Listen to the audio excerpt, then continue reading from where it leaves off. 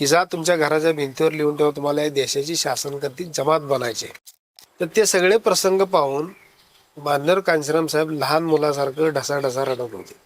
नाही कसं आहे की आपण बाबासाहेबांची ज्या वेळेला पाईक म्हणतो किंवा त्यांच्या विचाराची लेकरं म्हणतो त्यावेळेला बाबासाहेबांचं आंदोलन किंवा ते ज्या पद्धतीनं बाबासाहेब समाजासाठी काम करायचे ते तुमच्या मन मस्तिष्कामध्ये असल्याशिवाय आपण काम करू शकत नाही.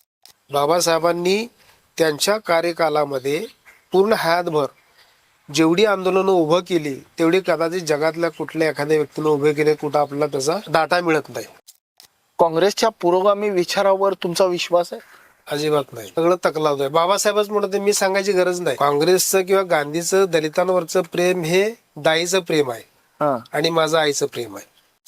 ती समाज हितासाठी कशी महत्वाची की नेता कसा असला पाहिजे. नेता बाबासाहेब म्हणतात एका ठिकाणी की समाजाचं दुःख बघून ज्या कार्यकर्त्याचं हृदय पिळवटून निघतं तो खरा कार्यकर्ता आहे.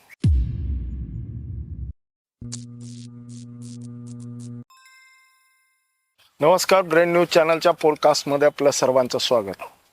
अनेक मान्यवर आणि अनेक वक्त्यांकडून किंवा चर्चेमधून आपण ऐकलं असेल की दयानंद कॉलेज म्हणजे एक चळवळीचं केंद्र आणि त्या केंद्रातून अनेक नेते आणि कार्यकर्ते घडले.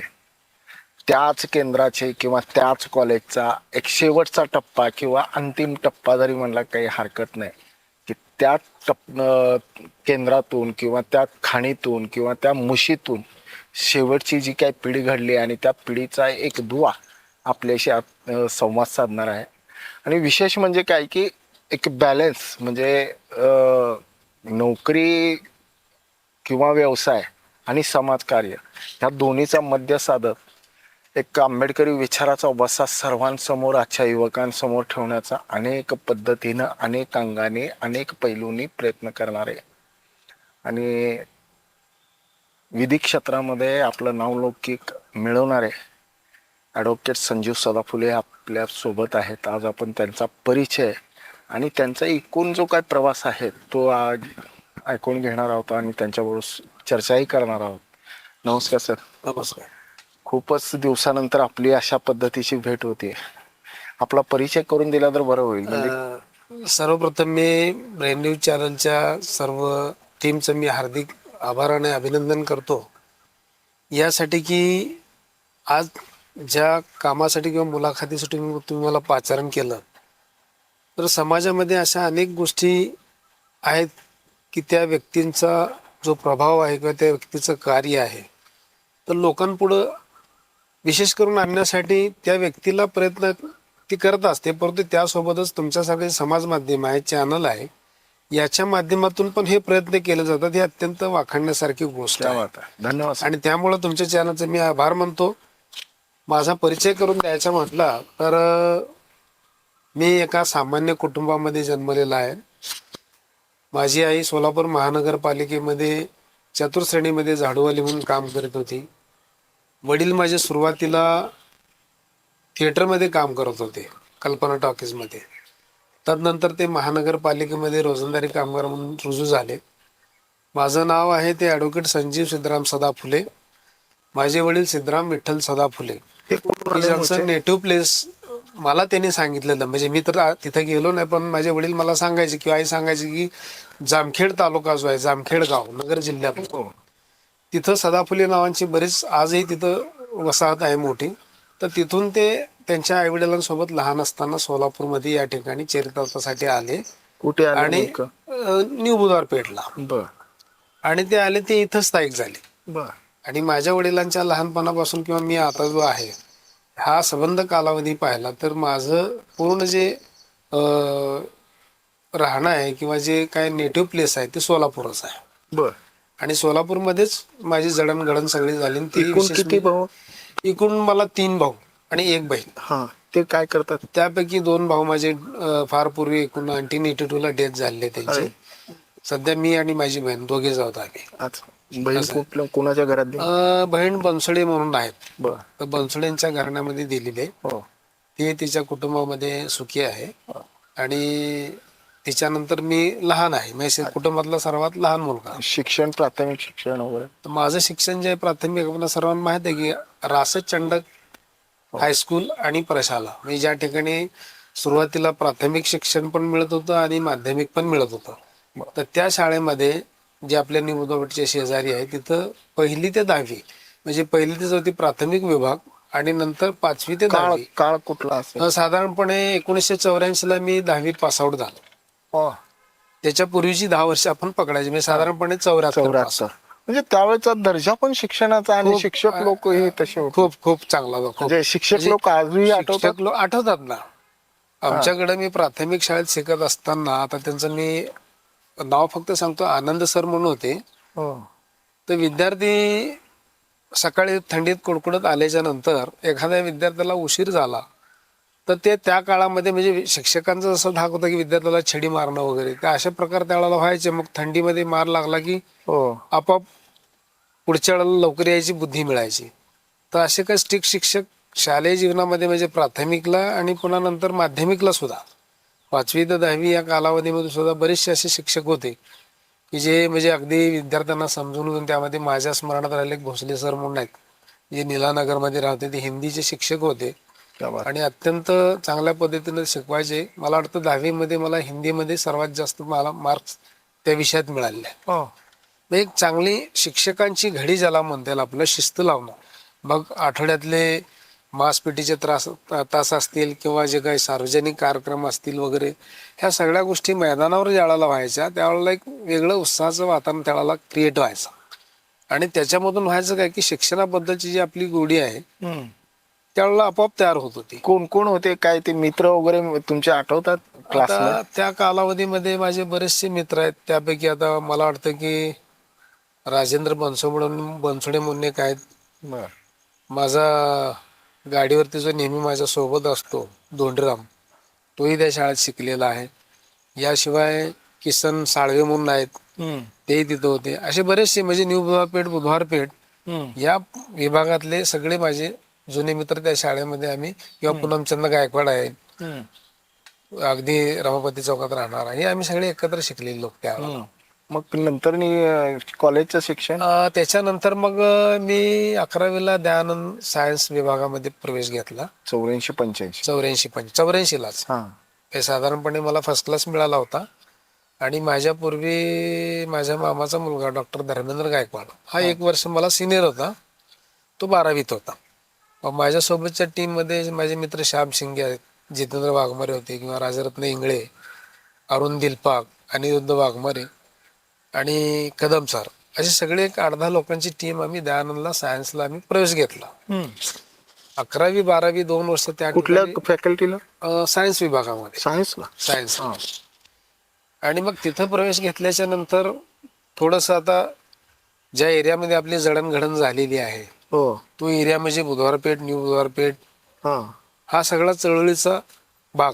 हो. म्हणजे अगदी लहानपणापासून आम्ही तिथं पाहिलेलं आहे की लोकांची सामाजिक एकजूट काय असते, किंवा बाबासाहेबांच्या प्रति लोकांचं प्रेम काय आहे. तर या भागातल्या लोकांचं आम्ही अगदी जन्मजात तिथून मला ते बाळकडू मिळालं. आणि जसंही आम्ही, मला वाटतं त्याही पूर्वीचा एक मी किस्सा सांगतो की आम्ही शालेय जीवनात शिकत असताना आमचे जे मित्र आहेत, मी मगाशी नावाचं आहे श्याम शिंगे, वाघमारे, डॉक्टर गायकवाड, जितेंद्र वाघमारे, आम्ही लोकांनी पुस्तकासाठी पतपेढी चालू केली होती की जे विद्यार्थी पासआउट होऊन जायचे, लोकांची खूप गरिबी, लोकांना पुस्तकं कधीचा मिळत काळ नव्हती. हा? हे साधारणपणे 82-83चा काळ.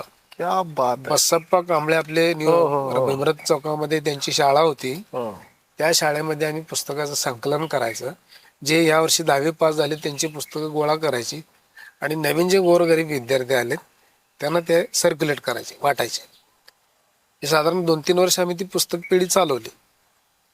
त्याच्यानंतर ज्यावेळेला मी कॉलेज जीवनामध्ये आलो त्यावेळेला नामांतराचा लढा वगैरे त्यापूर्वी चालू होता. आणि हे सगळं बघून आपल्या एरियामध्ये होणारी आंदोलनं असतील, हे असतील, रोज जे येणारे, म्हणजे अधूनमधून येणार दंगली व्हायच्या, त्यावेळेला अनेक राज्यातले नेते आपल्या निमुदारपेठमध्ये यायचे, दंगली व्हायच्या. त्यावेळेला लोकांना भयमुक्त करण्यासाठी किंवा लोकांना आधार देण्यासाठी. 84ची दंगल तुम्ही बघितली? 83ची. 83ची बघितली?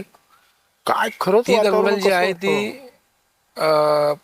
हनुमान नगर ते मिलिंद नगर, म्हणजे आपला पांझरपळ चौक, ह्या रस्त्यावर ती मोठी दंगल झालेली. त्यावेळेला मी लहान होतो, होतं? परंतु त्या दंगलीमध्ये न्यू बोधारपेठ एरियामध्ये ज्या वेळेला SRP वगैरे लोक रात्रीच्या वेळेला आले, लोकांना रात्रीच्या वेळेला त्यांनी अगदी घराची दारं वगैरे तोडून त्यांनी लोकांना बाहेर काढलं, मारत अश्रुधुराच्या नेले, नळकांड्या टाकल्या. नळकांड्या फोडल्या. मोठा प्रकार हा भीमराज चौकाच्या कॉर्नरमध्ये झाला हम्म. आणि त्यामध्ये अनेक लोकांना अटकही झाल्या त्यावेळेला. त्यातला एक मी संस्मरणीय खटला तुम्हाला सांगतो की 1983 दाखल झालेला गुन्हा होता. त्यामध्ये मी जिथं राहतो त्या माझ्या शेजारचे आसपासचे जे लोक होते, त्यामध्ये सहदेव तोरणे माझा मित्र, डॉक्टर धर्मेंद्र गायकवाड, नंदकुमार आपले लोखंडे, अशी बरीच मंडळी. त्यावेळेला एक 30-40 लोकांना आमच्या गल्लीतून पोलिसांनी अटक करून घेऊन गेली होती आणि त्यांच्यावरचा जो खटला आहे तो साधारणपणे 36 वर्ष कोर्टामध्ये चालला. कारण काय असावं? कारण काय की बरेच ओल्ड मॅटर असल्यामुळं त्यात नाही, पण दंगलीचं कारण काय होतं? दंगलीचं कारण त्यावेळेला हे नामांतराच्याच काळामध्ये झालेली दंगल. हा. त्यावेळेला लोक बाबासाहेबांच्या नावामुळे एकदम प्रेरित झालेले होते किंवा आताही आहेत आणि कायम राहणार आहेत. मी असं ऐकलं की पुतळा विटंबनाचा प्रकार हो ना, घडला होता. म्हणून मी बाबासाहेबांना प्रेरित ह्यासाठी शब्द वापरतो की मी त्या काळामध्ये जी काय पुतळा विटंबना वगैरे झाली त्याचा प्रक्षोभ झाला हा. आणि लहान अबाल वृद्ध सगळे महिला पुरुष रस्त्यावर उतरले. आणि हा बाबासाहेबांच्या बाबतीत समाज जागृत आहे आजही. म्हणजे जगाच्या पाठीवर बाबासाहेब अशी एक व्यक्ती आहेत मोर की दॅन ज्यांच्या बाबतीत बाबासाहेब म्हणायचं ना की मी जिवंत आंबेडकरांपेक्षा मृत आंबेडकर तुम्हाला पचणार नाही. पचणार नाही, आणि ते सत्यच आहे. आणि ते सत्य आज आपण त्याच पाहतो. दरम्यान साहित्य संमेलन झालं होतं, दलित साहित्य संमेलन. हो ना, त्याच दरम्यान दरम्यान साहित्य संमेलन झालं. त्या साहित्य संमेलनामध्ये पण हे सगळे मुद्दे त्यावेळेला गाजलेले होते. गाजलेले होते. हा प्रसंग सांगण्यामागचा हेतू असा की बाबा मी अनेक मान्यवर किंवा चळवळीच्या संबंधित असलेल्या नेत्यांशी चर्चा केल्यानंतर, अभ्यासकांशी चर्चा केल्यानंतर हा प्रसंग समोर आला की 1983-84 दरम्यान माजी विद्यमान म्हणजे माजी केंद्रीय मंत्री सुशील कुमार शिंदे हे राज्याचे अर्थमंत्री झाले होते आणि दलित साहित्य संमेलनाच्या अध्यक्षस्थानी किंवा उद्घाटक म्हणून ते आलेले होते. आणि त्याच दरम्यान त्यांची एक जाहीर सभा ठेवली आणि त्या जाहीर सभेमधलं त्यांचं वक्तव्य होतं की महाराष्ट्राच्या तिजोरीची चावी माझ्या हातात आहे. राजकीय त्यांचं हे बोलणं राजकारणाने राजकीय पद्धतीनं घेतलं आणि त्याला कुठंतरी छेद देण्यासाठी ही घटना घडली, असं एक प्राथमिक स्वरूपात मला मिळालेली माहिती की 83-84 दरम्यान. पण तुम्ही अशा परिस्थितीमधून सायन्स विभागाकडे एवढा आकर्षित होण्यामागचं कारण काय? की तुम्हाला नोकरीची अपेक्षा होती का? म्हणजे आपण एक वेल सेट होण्यासाठी आपल्याला सायन्सच गरजेचं आहे? आता एक महत्वाचं काय की शिक्षण घेत असताना तसं तर सर्व फॅकल्टी ह्या चांगल्याच आहेत, सायन्स असेल, आर्ट्स असेल, कॉमर्स असेल. परंतु माझ्या सवंगड्यांनी, माझे जे काही 4-5 मित्र जे मला वर्षभर पुढे होते, ते बरीचशी लोक सायन्सला गेली होती आणि त्या लोकांनी ठरवलं कोणी की मी डॉक्टर होणार, मी इंजिनियर होणार. ठरवलं होतं? हो. क्या बात आहे. पण ते ठरवल्यामुळं माझाही तसा कल तिकडे गेला की बाबा ठीक आहे, आपले मित्र बरोबर जातात, आपणही गेलं पाहिजे. किती होता जवळपास तुमच्या वर्ग मित्रामध्ये किती लोक तुमच्या पद्धती म्हणजे न्यू बुधवारपेठ मधून यायचे? आता महाराष्ट्रीय विद्यार्थी त्या काळामध्ये संख्या सांगायची बघितली तर किमान 50 ते 100 विद्यार्थी दोन्ही विभागातली मिळून, बुधवारपेठ न्यू बुधवारपेठ विभागातली मिळून असे 100 लोक त्यावेळेला जे म्हणजे 11वी-12वी पास झाले होते किंवा त्यांना चांगलं शिक्षण घ्यायचं होतं, तर अशा लोकांनी प्रयत्न केले त्यावेळेला. त्यापैकी बऱ्यापैकी प्रयत्न जे झाले ते माझे हे 5-7 मित्रांची मी नावं सांगितली की सगळीची सगळी सायन्सला गेली. मिलिंद नगरामधून अरुण दिलपाक होता, तो आमच्या बरोबर होता. तो पुढे जाऊन त्यांनी इंजिनिअरिंगला प्रवेश घेतला, ते BE झाले, तर मोठे अधिकारी म्हणून ते रुजू आहेत सध्या. आणि माझ्यासोबतच्या लोकांमध्ये डॉक्टर धर्मेंद्र गायकवाड हे डॉक्टर झाले, श्याम शिंगे, जितेंद्र वाघमारे हे सिव्हिल डिप्लोमा धारण केला. नंतर त्यांनी शिक्षकी पेशामध्ये जायचं ठरवून ते दोघेही शिक्षक झाले. आज दोघे ते रिटायर्ड आहेत. आणि मी जर ठरवलं होतं की मलाही डॉक्टर व्हायचं किंवा अमुक व्हायचं, तर माझी परिस्थिती थोडीशी हालाकीची होती एकदम परिस्थिती. म्हणजे घर प्रपंच चालवण्यात पण आई वडिलांकडे पैसा नसायचा, तर तो जो शिक्षणाचा खर्च वगैरे आहे तो झेपणारा नव्हता. आणि त्यामुळं त्या काळामध्ये अभ्यासाला जी आमचे, तुम्हाला आणखी एक महत्त्व सांगतो की आम्ही मित्रांनी जो अभ्यास केला तो मुकुंदनगरला आमची एक रूम होती अभ्यासाची, की त्या ठिकाणी लाईट वगैरे कसलीही सोय नसायची. तर त्या ठिकाणी आम्ही 8-10 मित्र दिव्या म्हणजे कंदील ज्याला म्हणतो आपण, त्याच्या उजेडाखाली आम्ही अभ्यास करायचो. अभ्यास करताना माझं आणि दोघा चौघाचं वाचन झालं की मी दुसऱ्याला देणार, ते वाचत बसणार. असं म्हणजे रात्रीच्या वेळेला विशेषतः. आणि दिवसाकाठी जर अभ्यासाला कुठं म्हणजे सुट्टी असेल किंवा काय असेल, लायब्ररीला जाणं शक्य नाही झालं, तर आपली ही लिंगायत समाजाची स्मशानभूमी आहे, त्या स्मशानभूमीमध्ये मग त्या ठिकाणी अभ्यास करायचा आहे. तर असा परिपाक आणि लायब्ररी असे तिन्ही ठिकाणी आमच्या सर्वांचं म्हणजे हे चालू होतं. त्यावेळेस आर्ट आणि सायन्स ह्या दोन या मध्ये दोन मध्ये जास्त, आणि कॉमर्स पण होतं त्यावेळेला. कॉमर्स पण आमचा मग मित्र तसं व्हायचं ते आर्ट्स आणि आर्ट science. सायन्स मध्ये. हा. त्यात माझा एक मित्र सुनील कांबळे म्हणून, जो हसुरी गाव जे निलंगा तालुक्यामध्ये, हा. तो बिचारा आमच्या सोबत राहिला. आज पण तो आहे सोलापुरात. हा. तोही वेल सेटल्ड आहे. तो M.Com झालेला. हा. तो एकटाच आमच्यामध्ये कॉमर्स विभागामध्ये, बाकी आम्ही सगळे सायन्स डिपार्टमेंटला. हा.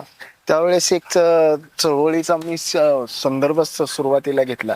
आंबेडकर स्टुडंटचे तुम्ही अध्यक्षही झालेले Yes. होतो. आता मी पुढे तेच सांगणार होतो की 12वीच्या नंतर विशेषतः मी ज्यावेळेला 12वी पास झालो, 12वीला किती मिळाले? 12वीला मला वाटतं 52 पॉईंट काय तर मिळाले सायन्सला.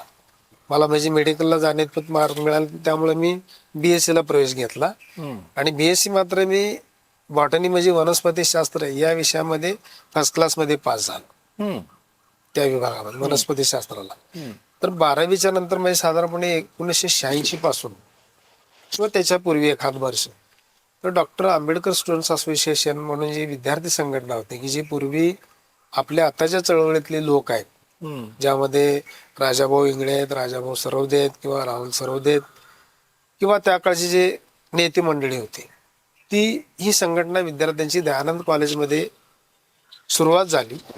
त्याही सुरुवातीला एक सामाजिक बेस किंवा जे विद्यार्थ्यावर अन्याय अत्याचार होतात दलित शोषित समाजाच्या, त्याच्यातून प्रेरणा ह्या विद्यार्थ्यांना एक सहकार्य मार्गदर्शन करण्यात, त्यांचे प्रश्न सोड, मग स्कॉलरशिपचा असेल, हॉस्टेल ऍडमिशनचा असेल, कॉलेज ऍडमिशनचा असेल, एक चांगल्या भावनेनं त्या संघटनेची निर्मिती झाली होती. ती मध्यंतरी बंद होती.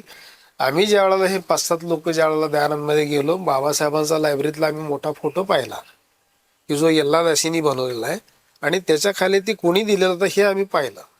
आणि मग आम्ही त्या लोकांचा शोध घेतला आणि त्यांना सांगितलं की बाबा तुम्ही तर आता सध्या म्हणजे वरिष्ठ पदावरती मोठ्या चळवळीमध्ये काम करता, आम्ही विद्यार्थी आहोत, तर आम्हाला हे संघटन चालवण्यासाठी तुम्ही परमिशन द्या. त्यावेळेला त्या सर्वांनी आम्हाला ठीक आहे म्हणलं, तुम्ही विद्यार्थी संघटना चालवता चालवा. तर या संघटनेच्या माध्यमातून जवळपास मला वाटतं 1900 विशेषतः 86 पासून साधारण 92-94 पर्यंत, म्हणजे 8 वर्ष किमान आमचा जोपर्यंत कॉलेज कार्यकाल होता वगैरे, त्या पूर्ण कार्यकालामध्ये आम्ही या लोकांनी 8-10 लोकांनी, त्यामध्ये विशेष करून अण्णासाहेब बालशंकरी नंतर सामील झाले, ज्या शिक्षक संघटनेचं राज्य लेवलला काम करतात. हे सगळे लोक तर एकत्रित येऊन आम्ही, अप्पाराव गायकवाड म्हणून मिलिंदनगरचे होते. सुरुवातीला ज्यावेळेला आम्ही स्थापन केली, पुन्हा पुनर्जीवन केलं, त्यावेळेला अप्पाराव गायकवाड असतील, मी असेल, श्याम शिंगे असतील, आम्ही एक शहरातले अनेक विद्यार्थी गोळा करून आम्ही ते पुन्हा रन करायचं ठरवलं.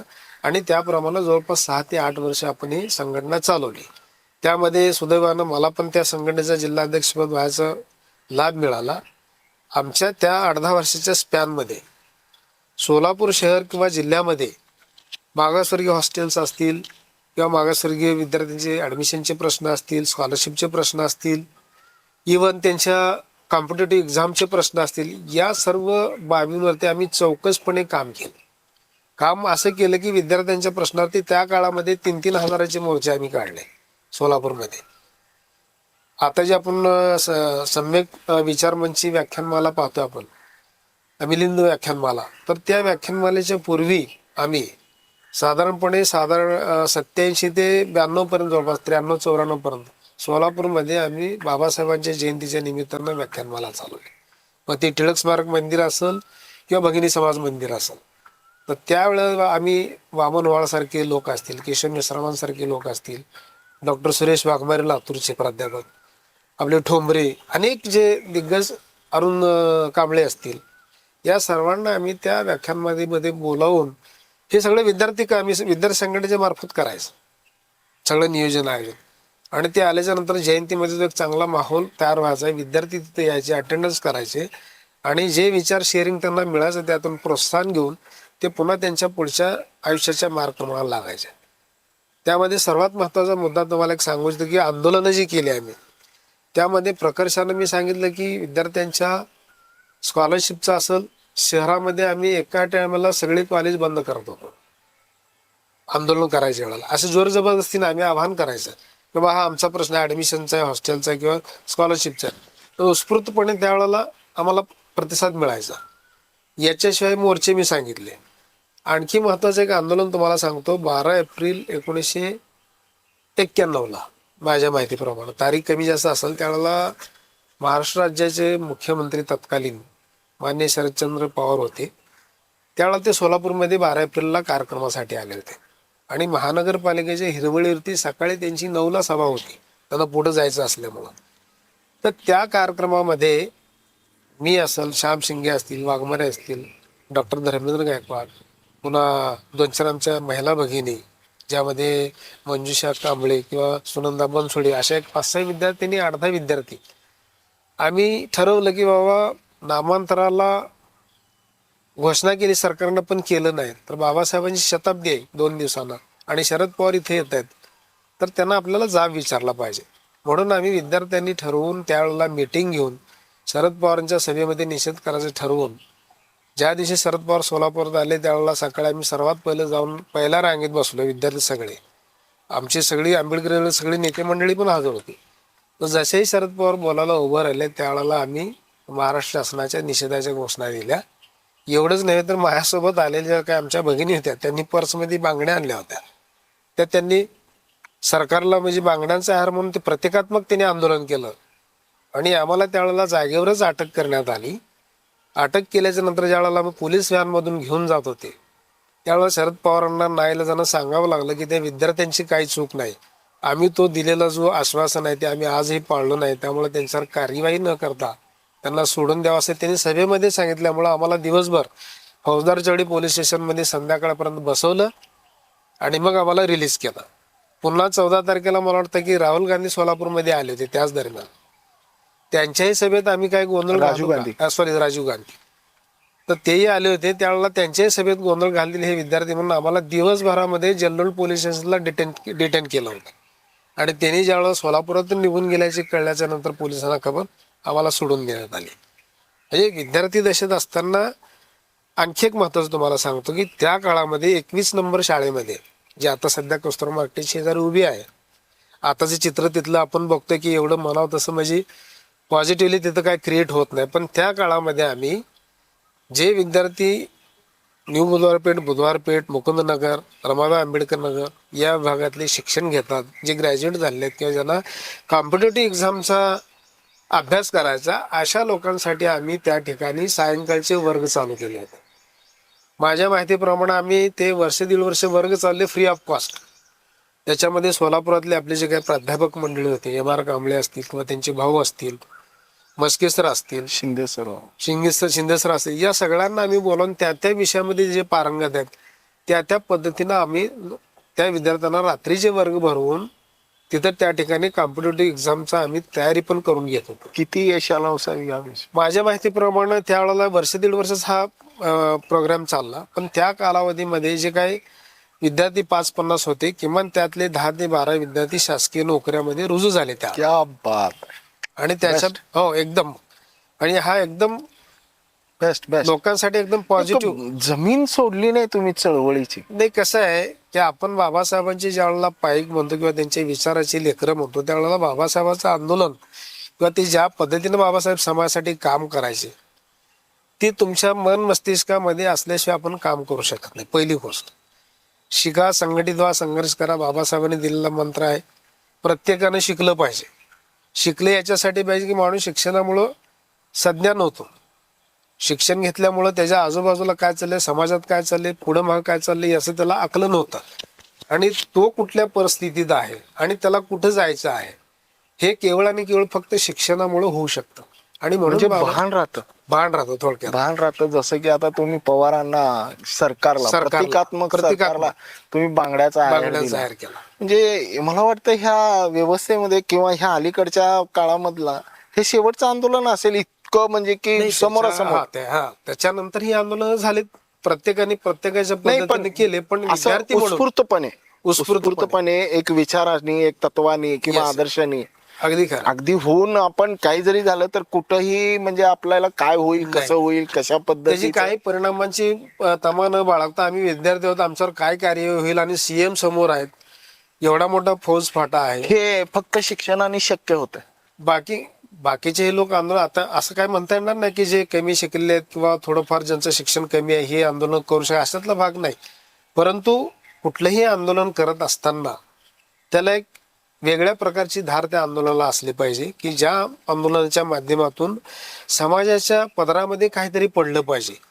आणि जे आंदोलन करणार आहेत मग त्यांच्यावरती गुन्हे दाखवण्याचे प्रकार वगैरे त्याही काळात झाले, आजही होतात. परंतु याच्यामुळं होतं काय की गुन्हे दाखल झाल्यामुळं बऱ्याचदा आपण पाहतोय की आज नोकरीला एखाद्याला कॉल आला असेल तर पोलीस स्टेशनला गुन्हा पेंडन्सी दिसला तर तेव्हा मग इंटरव्ह्यूला जाता येत नाही, नोकरीत जाता येत नाही. म्हणजे हे आंदोलन करत असताना आपण दिशा पण ठरली पाहिजे की बाबा आंदोलन करत असताना आपला जो साध्य किंवा हेतू साध्य करायचा तो साध्य होण्यासाठी लोकशाही मार्गाने जे आपल्याला टप्पे दिले आहेत आंदोलनाला, म्हणजे जेणेकरून शांततामय मार्गाने म्हणा किंवा लोकशाही पद्धतीनं, अभावानच ह्याची आता उणीव भासते.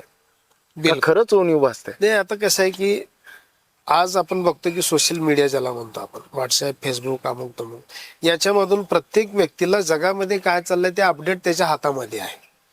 आणि मग पूर्वी कसं असायचं की आंदोलनाच्या बाबतीत वगैरे काय ठरवाय करायचं तर पक्ष संघटनेची बैठक व्हायची, अमुक व्हायचं आणि त्यामध्ये निर्णय घेतले जायचे, मग ते कशा पद्धतीने आंदोलन तडीच न्यायचं.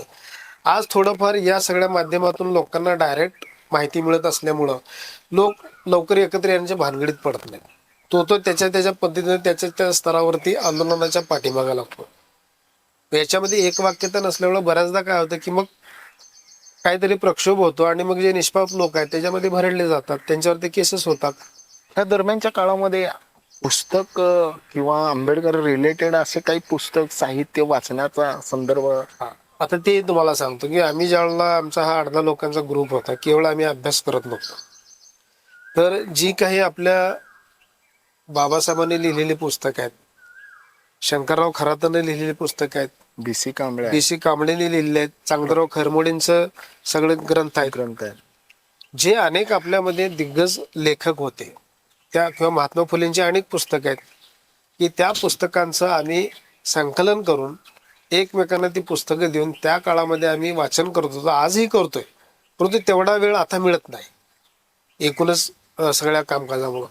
पण जे बाळकडू म्हणतो ज्याला आपण, ज्ञानाचं बाळकडू, हे विद्यार्थी दशेमध्येच बऱ्यापैकी मिळालेलं आहे. म्हणजे असंही म्हणतात की आंबेडकर जर का खरा कुठे सापडेल तर तो साहित्यामध्ये आणि पुस्तकामध्ये. साहित्यामध्ये कुठल्या सापडेल की जे वास्तववादी साहित्य आहे, क्या बात आहे, त्याच्यामध्ये सापडेल. वास्तव साहित्य कोणाला म्हटलं जाईल आपल्याला? आज साहित्यात अनेक प्रकार आहेत, तर वास्तववादी साहित्य म्हणजे दलित साहित्यामध्येच आपण म्हणू Yes. वास्तववादी. तर म्हणजे जे भोगलेलं आहे, जे वाट्याला आलेलं आहे ते व्यक्त होणं, मग ते भाषणातून असेल, कवितेतून असेल किंवा पुस्तक रूपानं असेल, ज्या भावना व्यक्त केल्या जातात, व्यक्त होतात, त्या जर आपण पाहिल्या तर आपल्याला कळतं की बाबा हे पुस्तक म्हणजे आहे ते मला काहीतरी आयुष्यामध्ये जडणघडणीसाठी, हे पुढे घेऊन जाण्यासाठी योग्य आहे. आणि खरं तर आंबेडकरी चळवळीमधल्या किंवा एकूणच समाजाला मी असं म्हणेन की बाबासाहेबांचं जे काही वाङ्मय आहे, बाबासाहेबांनी लिहिलेली पुस्तकं आहेत किंवा महात्मा फुलेंनी आहेत, एवढीशी जरी आपण एखाद दुसरं जरी पुस्तक त्यांचं वाचनात आलं तुमच्या, तरी तुमच्या आयुष्याचं सोनं झाल्याशिवाय राहणार. ह्याच्यासाठी एक वाक्य माझ्याकडे म्हणजे संग्रही आहे म्हणून बोलतो, दुसऱ्यांचंच आहे की नेतृत्व तयार करण्यासाठी अनेक पद्धतीचे केडर घेतलं जातं किंवा कॅम्प घेतले जातात आणि नेतृत्व निर्माण करण्याच्या पद्धतीनं म्हणजे की वक्तृत्व कौशल्य, संघटन कौशल्य शिकवलं जातं.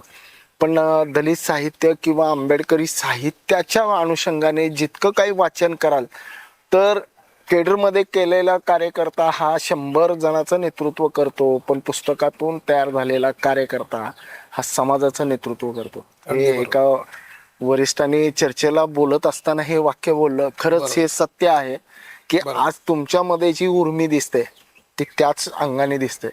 पण हे सगळं करत असताना तुम्ही म्हणजे इतकं मोठं म्हणजे त्यावेळेस ह्या अशा नेतृत्वाला एक प्लॅटफॉर्म मिळाला असतं तर खूप फुललं असतं ते नेतृत्व.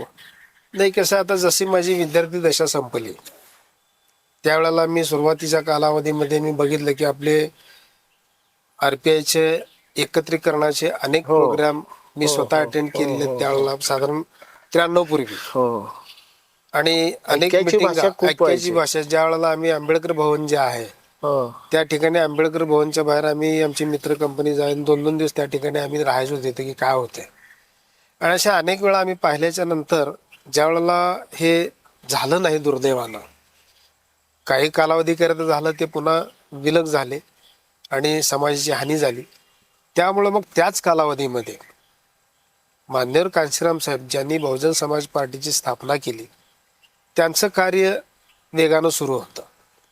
आणि मग एकीकडं RPI आणि एकीकडे BSP असे त्यावेळेला BSP त्यावेळेला सुरुवात होती. नुकतीच सुरुवात होती.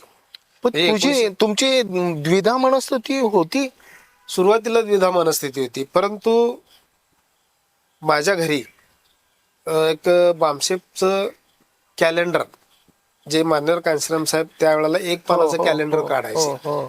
ते कॅलेंडर माझ्या घरी माझा मोठा भाऊ अशोक सदाफुले त्यांच्याबद्दलही सांगतो तुम्हाला की मला जी बाळकडू चळवळीतले मिळालं, पॅन्थरच्या कालावधीमध्ये माझा भाऊ शबनम बॅग अडकावून हा. जनार्दन शिंदे असतील किंवा अन्य लोक असतील त्यांच्यासोबत कायम तो असायचा. हा.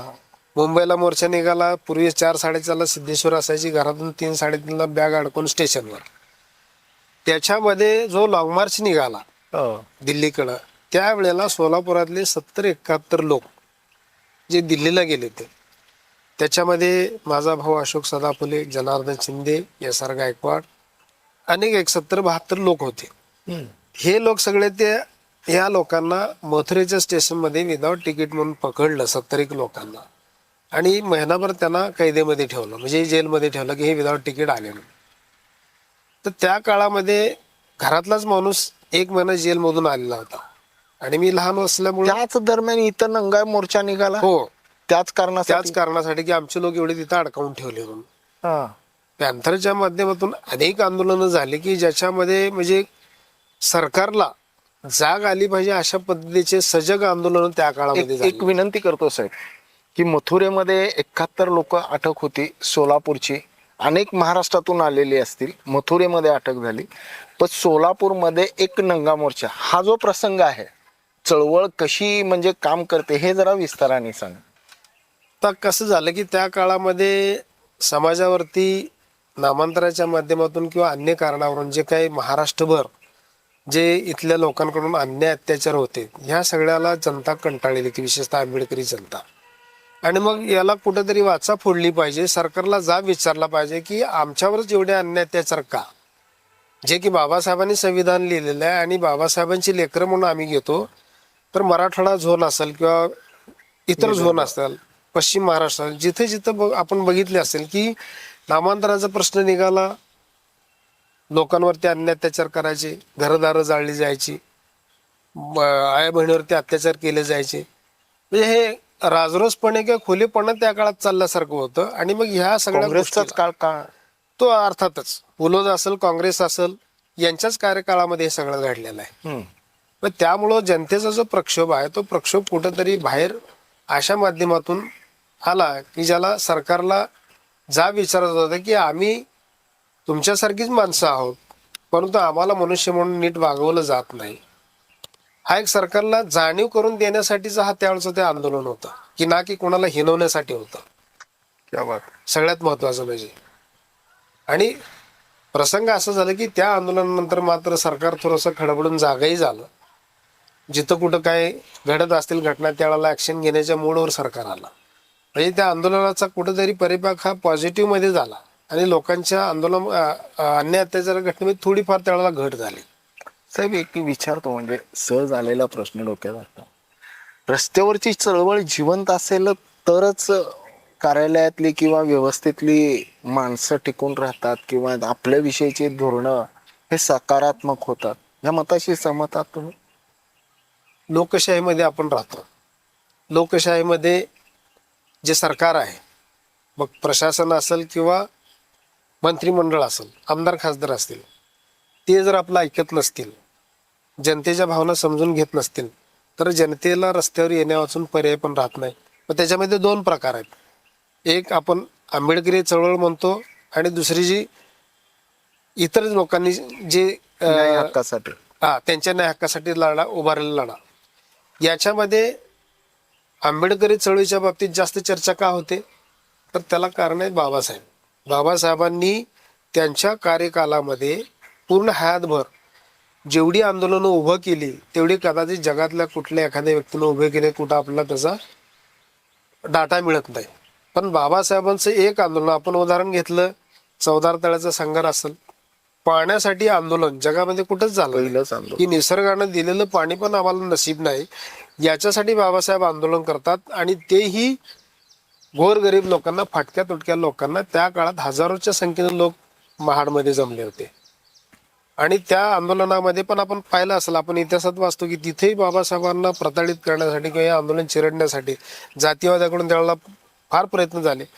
परंतु बाबासाहेबांनी त्या काळातल्या इंग्रज अधिकाऱ्यांना ठणकावून सांगितलं की माझ्या जातीच्या लोकांना खरोच जरी आली तरी बघा. म्हणजे आंदोलन कसं करायचं असतं की त्याच्यामधून सरकारला मेसेज गेला पाहिजे की ज्या मेसेजच्या माध्यमातून सरकारला काहीतरी एक पॉझिटिव्ह निर्णय घेण्याची वेळ आली पाहिजे. आणि तो निर्णय जो आहे तो जनतेच्या पथ्यावर पडला पाहिजे, ना की सोयी. ना की सोयीतासाठी. दुसरं उदाहरण नंतर द्यायचं झालं, अलीकडच्या काळात बाबासाहेबांच्या नंतर मान्यवर कांशीराम साहेब ज्यांनी BHP संपर्क कसा आला. तर असं झालं की मिलिंद नगरामध्ये माझं येणं जाणं होतं. आणि बामसेपचं कॅलेंडर घरी घेऊन होतं. आला. आणि त्यावेळेला भाऊ माझा सांगायचं की ही व्यक्ती पंजाबची आहे आणि आपल्यासाठी काम करते, ते फार चांगलं भाषण करतात, मी कधी पाहिलं नव्हतं, बघितलं नव्हतं त्यांना. तर तो एक इम्पॅक्ट थोडा फार माझ्यावर होता. काँग्रेसची नाराजी आणि आंबेडकर नेतृत्वावरची नाराजी हे तुमच्या डोक्यामध्ये फिट होतं थोडस. त्याच्यानंतर मग मिलिंद सरवदे जे आहेत दिवंगत, आदरणीय राहुल सरवदे साहेबांचे लहान बंधू, बर, त्यांची आमची मैत्री होती. ते आमच्याकडे निबोध वाटले याचे, आम्ही कधी त्यांच्या घरी जायचं. तर तिथे गेल्याच्या नंतर राहुल साहेब असायचे, शेजारी बामसेपचं कार्यालय होतं. तिथे गेल्याच्या नंतर ह्या सगळ्या चर्चा आम्हाला कानी पडायच्या की कांशीराम साहेबांच्या बद्दल, बहिणजीबद्दल बोललं जायचं, हे असं काम करत असं कर. मग आम्हाला थोडीशी त्याची ओढ लागली आणि मग आम्ही स्वतः बघितलं की नेमकं काय आहे. मग त्या कालावधीमध्ये मागा जसा कॅडरचा विषय निघाला की त्यावेळेला पुण्याचे यशवंत भाऊ कांबळे जे आता नाहीत, ते सोलापूरला यायचे. राहुल साहेब त्यावेळेला कॅडर आयोजित करायचे, त्यांच्यासोबत बबलू असायचे, आम्ही असायचो. किती असायचे एकूण कॅडर? सुरुवातीला तर आपल्या विभागामध्ये म्हणजे चंडक हायस्कूल असेल, अमुक असेल, या भागामध्ये वर्गामध्ये घ्यायचे. किती? एक 15-20 साधारणपणे. जास्त कॅडरला लोक त्यावेळेला जास्त बसायचे. आज मिलिंद नगर जो आंबेडकरी चळवळीचा बालेकिल्ला म्हटला जातो, तिथून विशेषतः तरुणांची फौज जास्त असायची. आणि राहुल साहेब तिथं राहत असल्यामुळं मान्यवर कांशीराम साहेब अनेकदा सोलापूरला ज्यावेळेला आले त्यावेळेला साहेबांच्या घरी पण 1-2 वेळा येऊन गेले. तर तो लोकांवरती एक इम्पॅक्ट होता त्यांच्या कार्याचा, साहेबांच्या.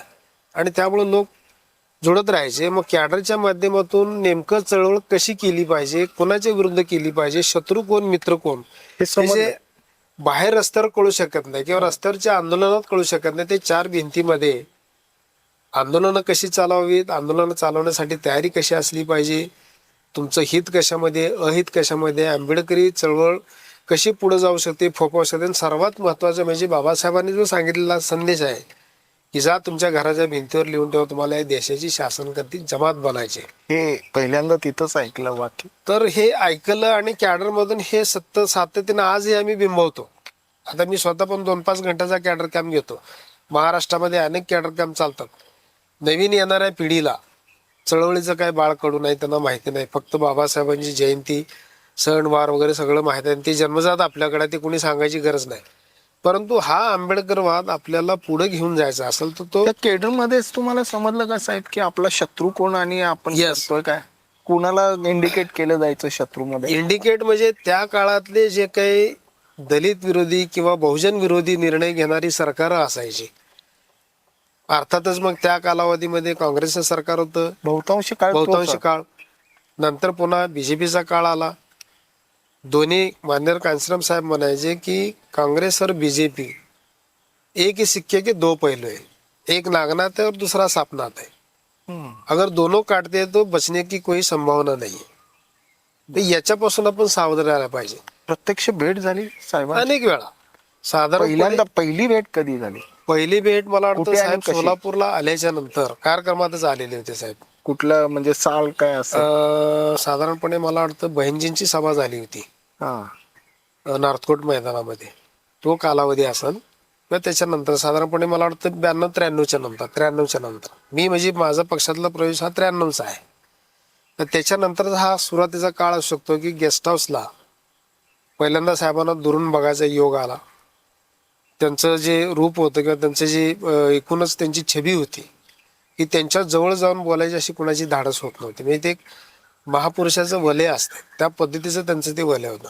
पण त्याच्यानंतर वारंवार राहुल सरदेव साहेबांवर त्यांची मर्जी जास्त असल्यामुळं किंवा हा निष्ठावान कार्यकर्ता आहे सोलापुरातला म्हणून ते सातत्यानं सोलापूरला दर 6 महिन्याला वर्षाला यायचे.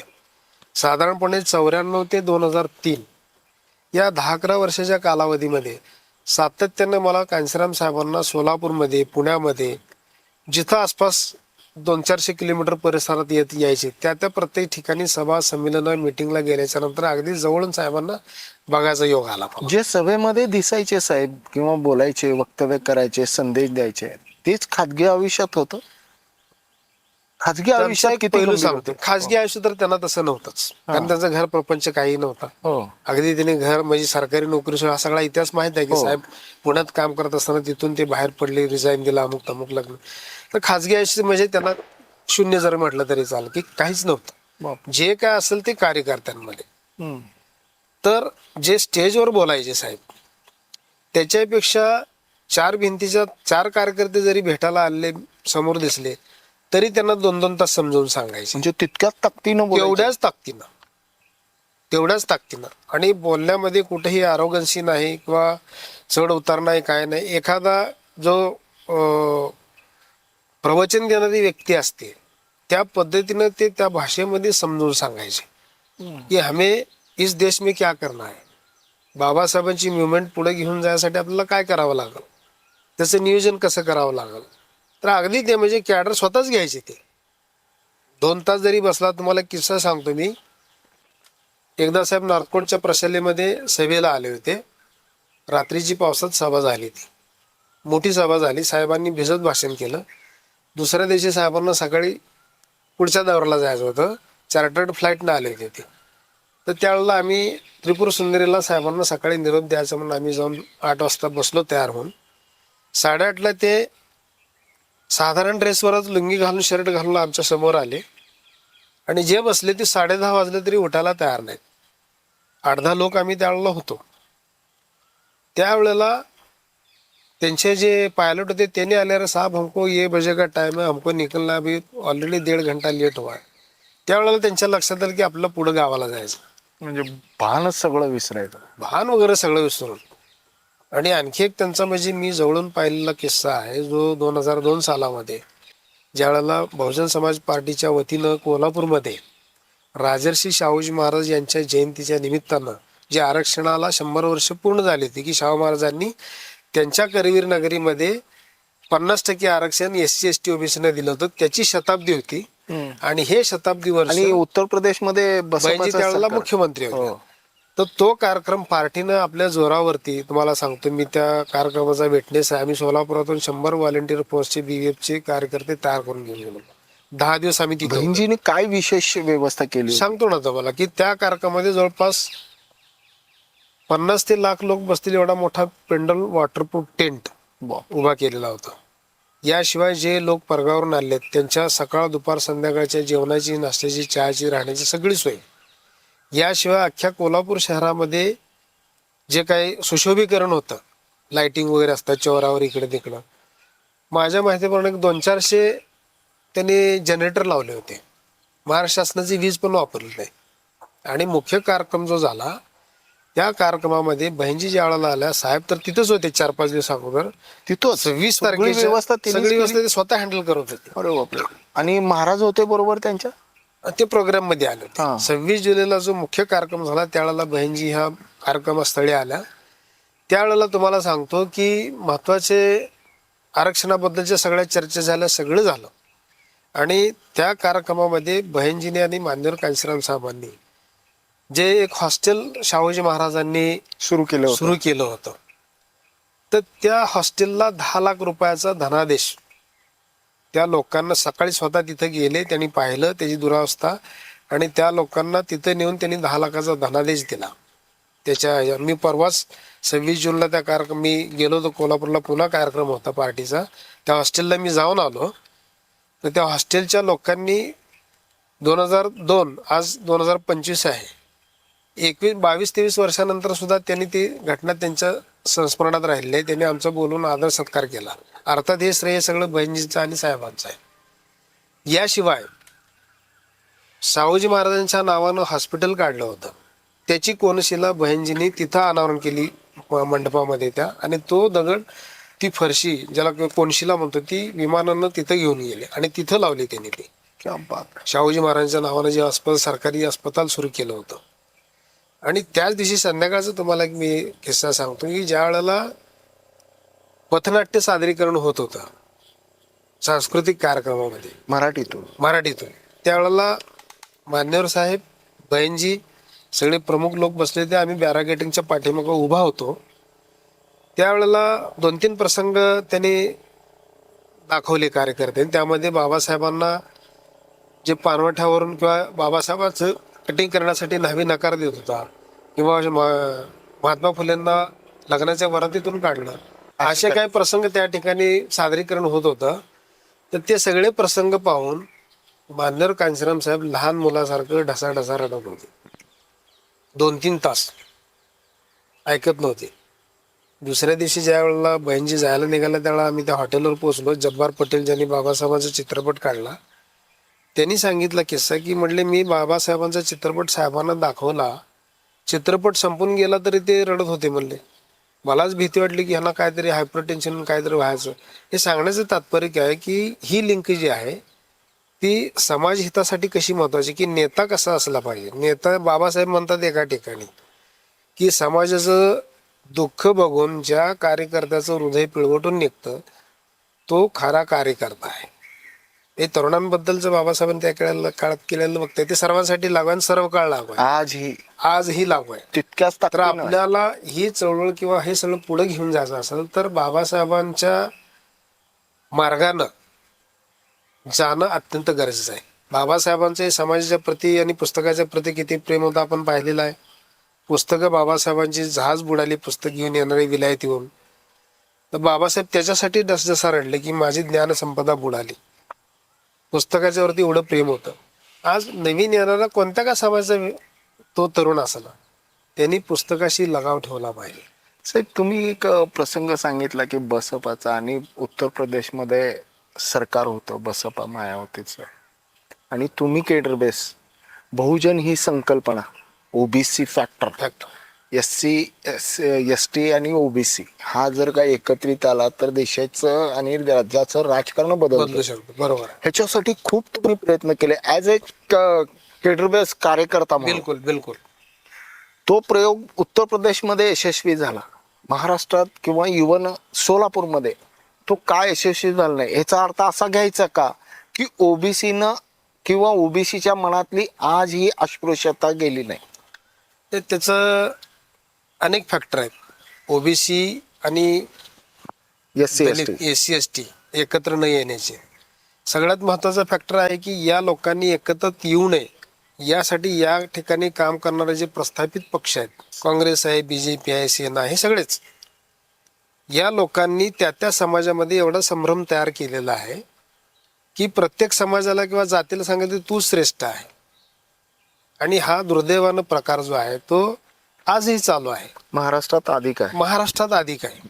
आपण अनेक घटना बघतोय की जातीयवादावरती आपल्याला खैरलांजीचं हत्याकांड माहित आहे की जिथे कुठेही ओबीसी हा फॅक्टर तुम्ही मिळवण्यासाठीच काय ओबीसी फॅक्टर साठी तुम्हाला सांगतो, मान्यवर कांशीराम साहेबांच्या कालावधीपासून आपण या प्रयत्नामध्ये आजही आहोत. आजही आम्ही विविध ओबीसीच्या लिडरना भेटतो, त्यांना पाचारण करतो, त्यांना पक्ष संघटित द्यायला सांगतो, त्यांना बहुजन समाजाची संकल्पना समजावून सांगतो. परंतु कसं झालंय की वर्षानुवर्ष किंवा अनेक वर्षापासून त्यांची जडणघडण ज्या ठिकाणी झालेली आहे, ज्या विचारसरणीमध्ये झाली, ती विचारसरणी त्यांना सोडवत नाही. आणि किंबहुना त्याच्याही पलीकडे दुर्दैवानं असा अपप्रचार केला जातो विशेषतः ओबीसीमध्ये की बाबासाहेबांचं कार्य फक्त दलितांसाठी आहे. बाबासाहेब हे फक्त दलितांचे पुढारी आहेत. 339 तर हे लोकांना जिवंत आम्ही उदाहरण आहे. समजावून सांगतो हा की तुमच्या बाबासाहेबांनी SC ST ला देण्याच्या अगोदरचं कलम ओबीसीना दिलेलं आहे. त्याचा किस्साही आहे. पंजाबराव देशमुख जे ओबीसीचे त्या काळचे लीडर होते, ज्यावेळेला बाबासाहेब राज्यघटना लिहित होते त्यावेळेला कळलं की हे सर्व समाजासाठी काहीतरी देतात, तर आपणही आपले ओबीसी असेल किंवा मराठा बांधव कुणबे त्यांच्यासाठी काहीतरी मिळवलं पाहिजे. म्हणून त्यांचं शिष्टमंडळ बाबासाहेबांना भेटायला दिल्लीत गेलं. त्यावेळेला बाबासाहेबांना भेटल्याच्या नंतर त्यांनी सांगितलं की बाबासाहेब आम्हाला कळलं तुम्ही राज्यघटना लिहिताय, प्रत्येकाला काही ना काहीतरी देताय, मग आमच्या ओबीसीसाठी तुम्ही काय केलं. तर बाबासाहेबांनी त्यांना सांगितलं की त्या आमच्या टेबलवर एक कागद आहे, तुम्ही घेऊन या. ज्या ठिकाणी बाबासाहेब लिखाण करत बसले होते त्यावेळेला त्यांनी आणलं आणि वाचलं. तर त्या पंजाबराव देशमुख आणि त्यांच्यासोबतच्या जे काही त्यावेळेचे पुढारी होते ओबीसीचे, त्यांना कळलं की अरे आपल्याला तर ऑलरेडी दिलेलं आहे.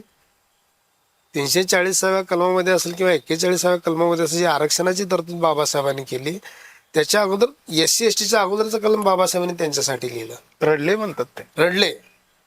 तर हे जी घटना आहे ही घटना एकमेव अशी बहुजन समाज पार्टी किंवा त्यांचा राष्ट्रीय नेता मान्यवर कांचनराव असेल, बहिणजी असतील किंवा त्यांचे आज देशभरातले कार्यकर्ते असतील, हे निक्षुण लोकांना आम्ही समजावून सांगतो की बाबांनो, ओबीसींनो, तुमचं हित या प्रस्थापित पक्षांमध्ये किंवा जातीयवादी पक्षांमध्ये नाही, ते तुमचा फक्त जसा दलितांचा वापर केला जातो तसाच तुमचाही वापर आहे. नाही, पण जसं पंजाबराव देशमुखांचं उदाहरण सांगितलं, प्रेक्षकांना हे पण आठवण करून देणं गरजेचं आहे की पंजाबराव देशमुख, बाबासाहेब आंबेडकर यांचे ऋणानुबंध किंवा पंजाबराव देशमुखांच्या मुखातून निघणारा आंबेडकर हा लोकांपर्यंत पोहोचू नये म्हणून प्रस्थापित नेतृत्वानं पंजाबराव देशमुखांचं नेतृत्व त्याला झाकून टाकलं. बघा, महाराष्ट्रामध्ये आपण किती विशेष आहे ना साहेब. विशेष म्हणजे तुम्हाला सांगतो, बघा, महाराष्ट्रामध्ये महात्मा फुले झाले, जन्मले, बाबासाहेब जन्मले किंवा बाबासाहेबांचं कर्मभूमी, ह्या सगळ्या शाहू महाराजांची.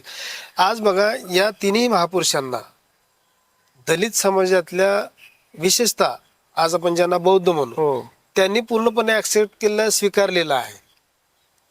लोकांनी स्वीकारलं म्हणून त्यांचा समाज लवकर त्यांना स्वीकारायला तयार नाही.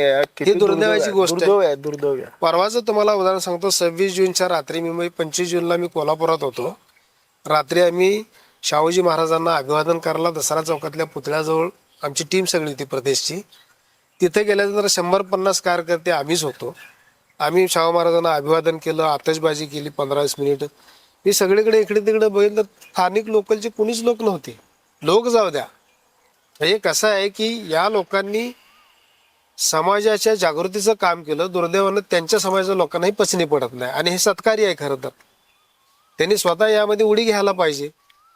ओबीसी चळवळ उभा करत असताना महाराष्ट्रातून एक नाव देखील चर्चेला गेलेलं होतं, जानकर. ते बसपाचंच नेतृत्व. जानकर हे BSP मध्ये तयार झाले, त्याच मुशीत तयार झाले. केडरमध्ये ज्या वेळेला कांशीराम साहेबांनी प्रोग्राम घेतला होता त्यावेळेला जानकर पिवळे झेंडे घेऊन त्या ठिकाणी आलेले होते. त्यावेळेला जानकरला साहेबांनी सांगितलं की अरे जानकर, मैं तो तुझे बहुजन समाज के हित के लिए मैंने मैदान में छोड़ा है, तू तो एक जाती का झेंडे लेके आहे. एका जातीचं नेतृत्व आपल्याला करायचं नाही, बहुजन समाजाचं नेतृत्व करायचं आहे. मग जानकरला सुद्धा साहेबांनी खूप काही त्यावेळेला बढावा दिलेला होता. त्यांचे अनेक त्याबरोबरचे लोक त्यावेळेला बाबासाहेबांच्या सोबत काम करत होते. परंतु दुर्दैवानं जानकरांना पण ते पचनी पडलं नाही. त्यांच्या साहेबाच्या भाषेत जानकर भी अनजान बना हुआ जानकर असं साहेब म्हणायचे. असं आहे. आणि ती चळवळ जी आहे ती आज सोलापूर शहर जिल्ह्यामध्ये आपण पाहतोय की आज जरी त्या सेटबॅक मिळाल्यासारखं वाटत असलं तरी आमचा प्रयत्न आहे की भविष्यामध्ये फुले शाहू डॉक्टर बाबासाहेब आंबेडकरांची चळवळ जी आहे या देशामध्ये रुजली पाहिजे, मुळापर्यंत गेली पाहिजे आणि विशेषतः तरुण वर्गांनी या चळवळीचा सजगतेनं अभ्यास केला पाहिजे. अभ्यासाशिवाय काहीही कळत नाही. एखाद्याच्या व्यक्तीच्या बद्दल लांब राहून मत बनवणं, तर त्या व्यक्तीच्या स्वभाव गुणधर्माचे पैलू काय माहीत नसतात. ते किती चांगले आहे का वाईट आहे हे जवळ गेल्याशिवाय कळत नाही. किमान तुम्ही ज्यांना चांगलं म्हणतात त्यांच्या तरी जवळ जाऊन तुम्ही पहा की ती व्यक्ती काय काम करते, कसं करते, कुठं करते, काय आहे त्यांचं समाजासाठी योगदान काय आहे. आणि त्यांचं पाहण्यापेक्षा फुले शाहू आंबेडकरांच्या साहित्याला तुम्ही जवळ करा, ते वाचा.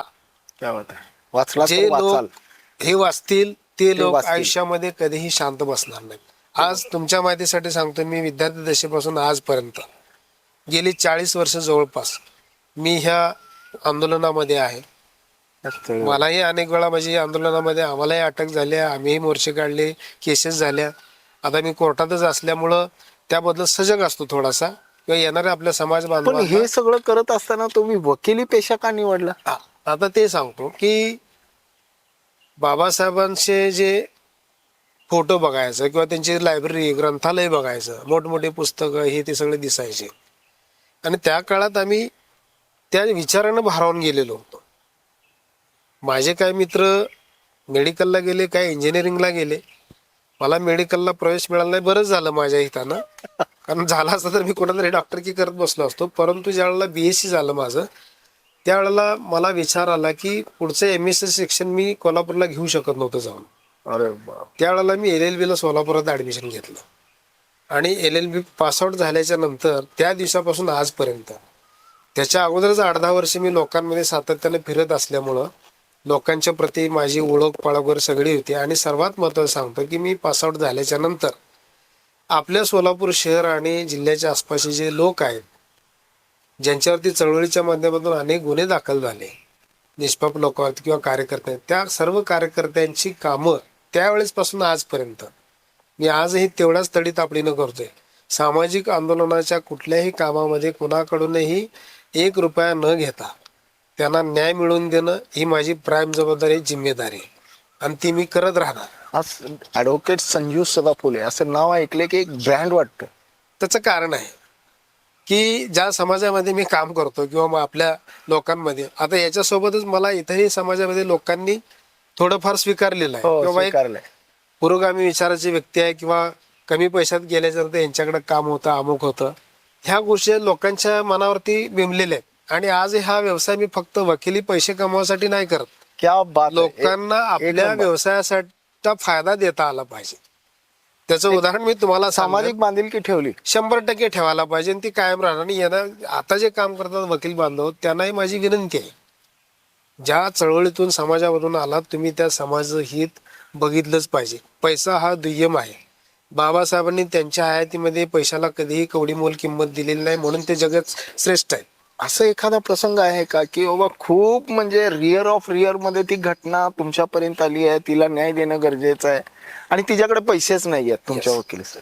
तर याच्या बाबतीत एक ठळक घटना मी तुम्हाला सांगेन की जे सामाजिक ज्याच्यावरती अन्याय झालेला होता, त्या घटनेमध्ये पूर्ण आंबेडकरी चळवळीनं जोरही लावला होता. आपल्याला माहित असेल तेलगावची घटना आहे की जे एका दलित समाजाच्या महिलेवरती अत्याचार असा झाला की तिला दिंड काढण्यात आली गावातून तिची.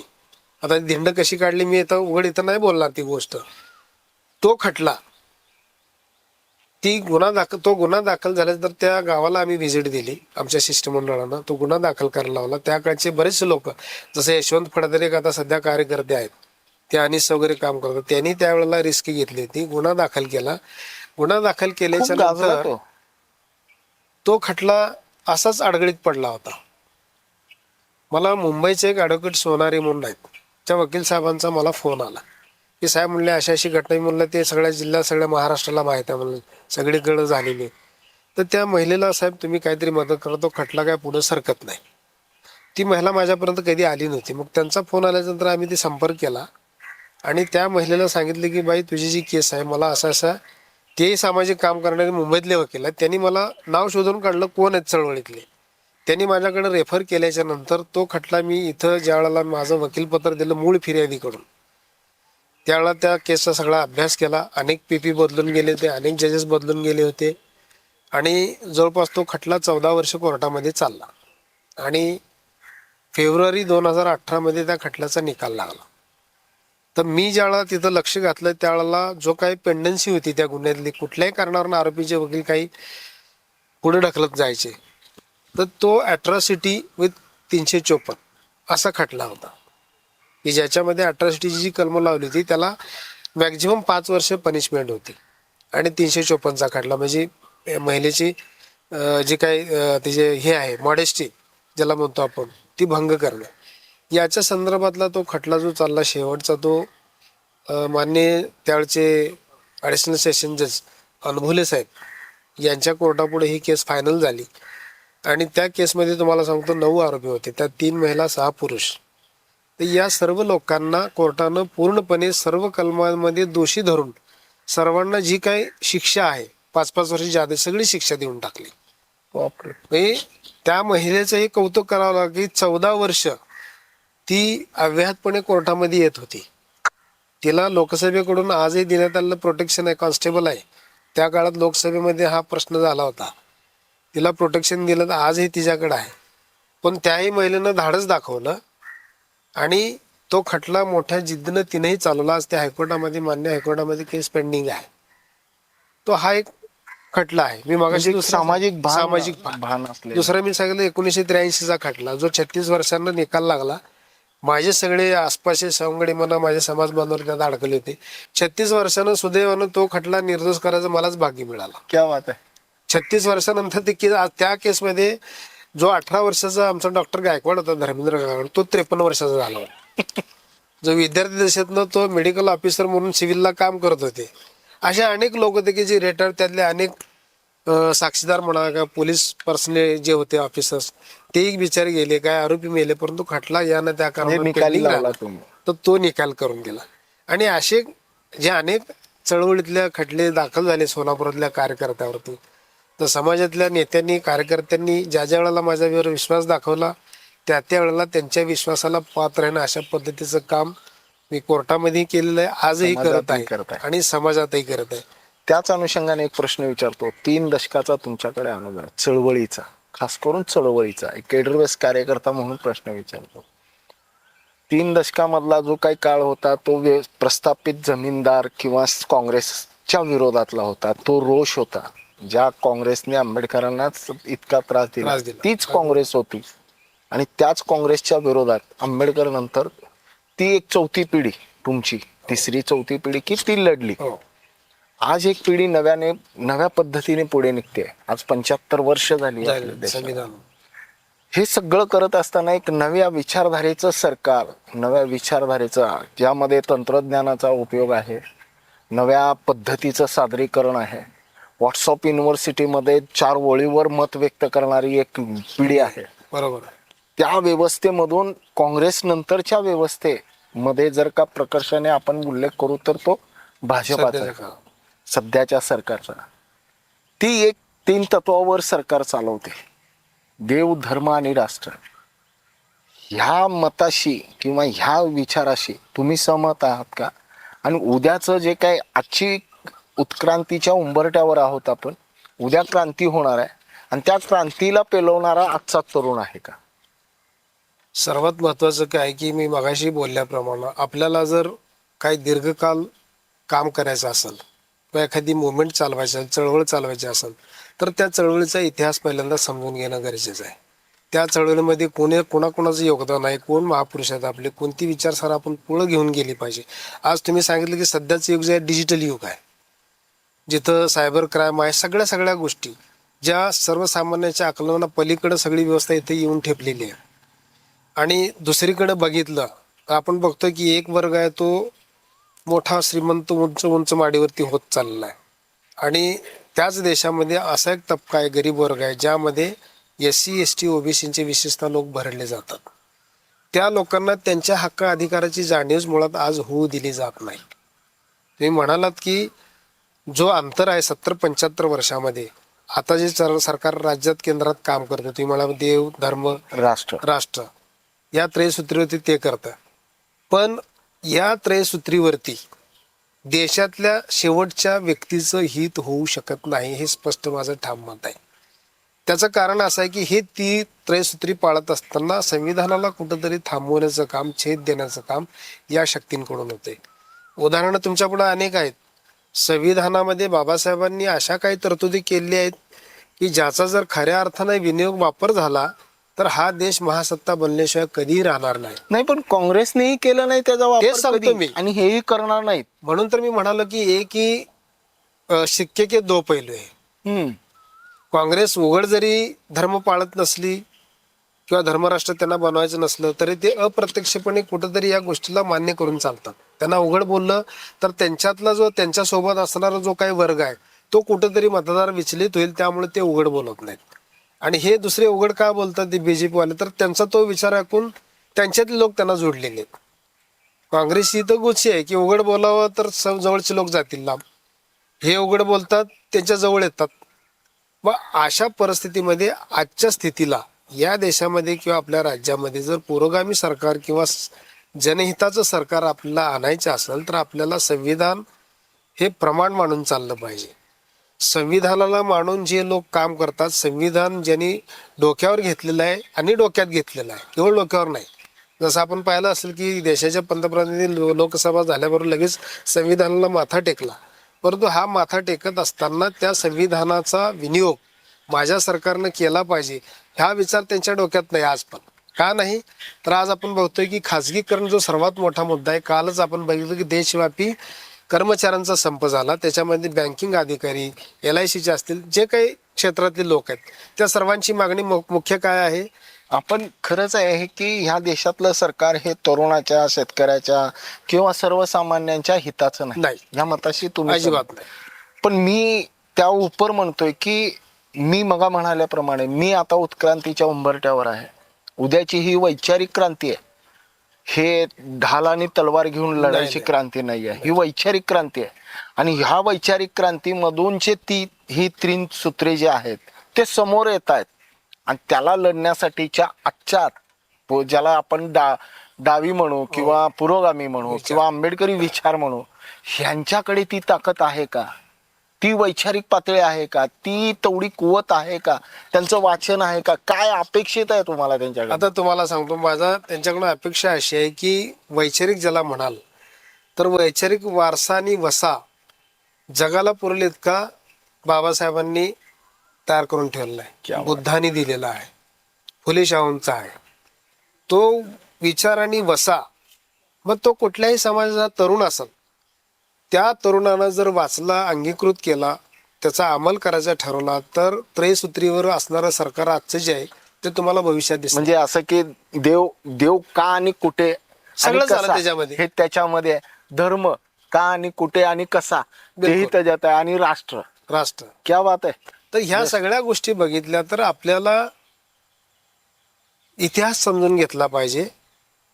इतिहास समजून घेतल्याच्या नंतर त्याचं आकलन केल्याच्या नंतर मला वर्तमानामध्ये काय करावं की ज्याचा भविष्यामध्ये मला विनियोग फायदा होईल, मला म्हणजे समाजाला ह्याचा ठाव घेऊन आपण काम केलं पाहिजे. ह्याच्यासाठी शिक्षणाची गरज आहे. बिलकुल, शिक्षणाशिवाय काय होऊ शकत नाही.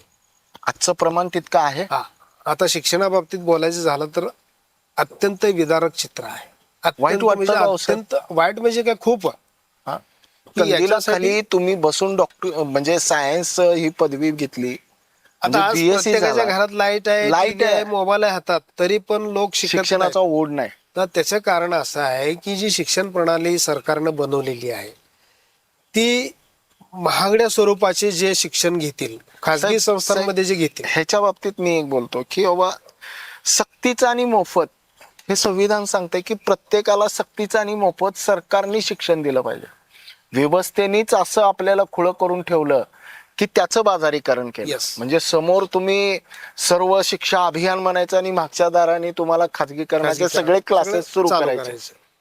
पण ह्याच्यासाठी एक वेगळी व्यवस्था आपण केली पाहिजे.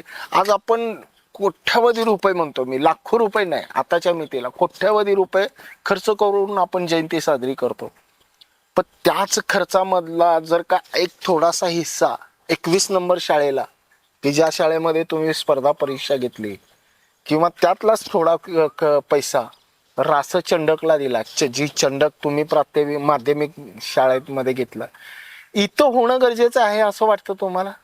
हे गरजेचं तर आहे, 100% आहे.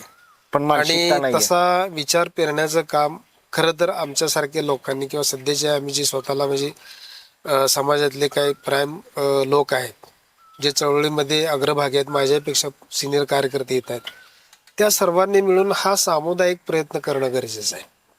व्यक्तिगत करायला गेला तर दुर्दैव असं आहे की ते त्यांच्या गटाचा कार्यक्रम आहे, यांच्या गटाचा कार्यक्रम आहे. जयंती ही दर वर्षाला येते, सामाजिक आहे, सर्व मिळून करतात. प्रतिकात्मक आपण हे उत्सव केलाच बरोबर, केला पाहिजे. हा अस्तित्वाचा प्रश्न, आपण अशा गृहिणी करू. पण अपेक्षित होतं आंबेडकरांना ते कसं आहे बघा, कुठलाही महापुरुष त्यांच्या त्यांच्या कार्यकालामध्ये काम करत असताना येणारी पिढी त्यांच्या विचाराचा विनियोग कुठल्या पद्धतीनं, त्यांची इच्छा असते बिलकुल की मी हा एक विचार मांडलेला आहे, या विचारानं लोक गेले पाहिजेत. म्हणजे असं म्हणायचं का की आजच्या पिढीला आंबेडकर कळलाच नाही? असं नाही म्हणता येणार आपल्याला, असं म्हणू पण नाही. कारण काय की जो आंबेडकरी समाजामध्ये घरामध्ये जन्मलेला आहे तो आंबेडकरी विचारधारेचाच आहे, तो रक्तातच आहे. त्यामुळं हा आपण म्हणू शकत नाही.